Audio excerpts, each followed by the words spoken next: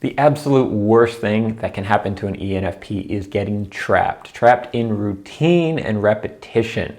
And in this video, we're going to explore that, and more importantly, what an ENFP should do to get out of that, and when ENFPs are by far the most successful. When we thrive, and this has been true both in my own life and just all us ENFPs around the world.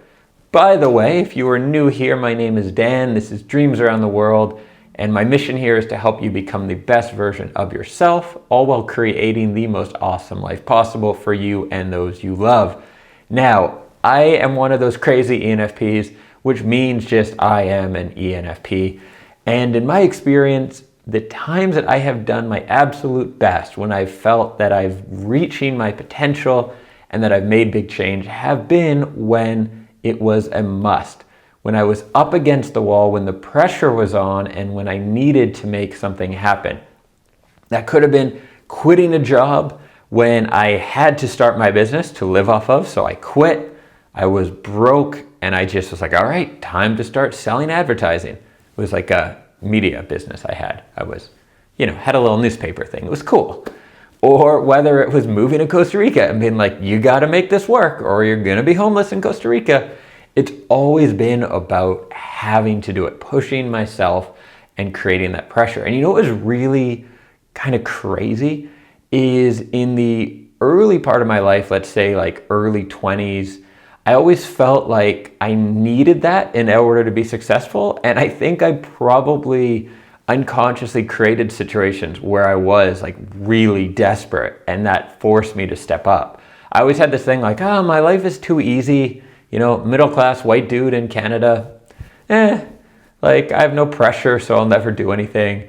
And then eventually I created that pressure, and it kind of sucked and I messed up parts of my life, but it then ended up working out, and I guess I was onto something with needing that pressure. Point is, we need that pressure. We do not do well in transitions. ENFPs do not thrive one foot in, one foot out.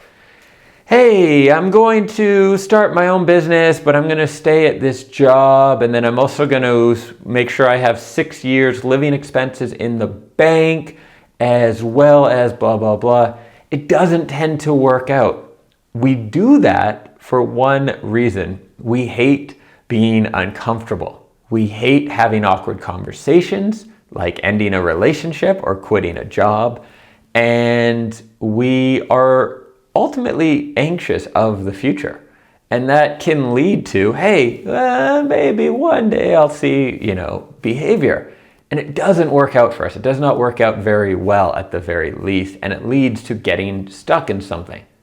Ultimately, what's happening here is that our fear is getting in, playing around with our subconscious, and creating these reasons that seem good. Like, I'm often fooled by other ENFPs where they'll say to me, hey, yeah, so I do want to do XYZ, but, I have this great plan, and I'm going to do this first, and then that first, and like, at first it will fool me. I'll be like, okay, yeah, that makes sense. Wait a minute, you're just scared to do the thing you really want to do, so you've come up with a crazy strategy involving degrees and jobs and all kinds of other stuff that really isn't what you want to do. But it avoids a few uncomfortable moments, right? It happens. And I've said this in other videos, freaking ENFPs, sometimes we are too smart for our own good, and we can create these excuses and these whole web of lies to convince ourselves not to do one thing that we think is going to be really uncomfortable and usually isn't that hard at all once we actually do it. So, how do you make this change? First, you got to start being honest with yourself about what you really want, right? Get out of reality for a little bit. Do the dreamy thing that ENFPs love to do. Think about the future, what you would really want if you could do anything, right? I used to play the lottery game as a kid. Not really what kids should be doing, but be like, if I won $1 million, what would I do? What would I buy? Now, I didn't know that if I won $1 million, I'd end up becoming more depressed and it would ruin my life. At the time, I thought winning the lottery would be good. What I do like about that exercise is it gives you the freedom to just dream. There's no what if. There's no like, I mean, it is what if. It's like, what if I could do anything? There's no limitations. Whereas I find as people get older, myself included, we limit ourselves what we think is possible. And we place these limitations. So even when we're in theory dreaming or thinking big, it's like within our little box that we're thinking big. So give yourself permission to just daydream more, to think about what you would really want. And then be honest with yourself when you're coming up with these crazy plans to not do the thing you really want. Why are you doing that? Is it really just fear? Is it someone else's voice? Is it a parent or maybe the general society's voice saying like, you can't do that, then you'd be happy and life would be exciting and interesting. And that would break our system. Why are you resisting the thing you really want to do? Ask yourself that. Get to the core of it.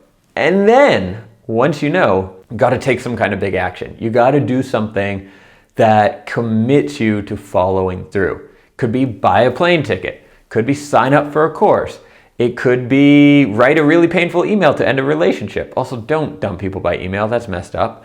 Whatever it is, take that big action. I've written about this on my blog before, about how I quit my job doing this, how I started my first copywriting business, just taking a big step that commits you to following through so that you can't backtrack. The worst thing you can do, okay, it's not the worst thing, but like top 10 worst thing you can do is realize you're not happy. Think about what you really want and be like, yeah, I'm going to make that change. And then do like a halfway commitment. Like, yeah, I'm going to quit my job in 6 months or so. I'm not going to tell anyone that now. I'm not going to commit to my boss, but I am going to quit my job. And yeah, that's my commitment. And of course, 6 months to an ENFP is like a lifetime. The amount of things that can change in that period, right? It's insane.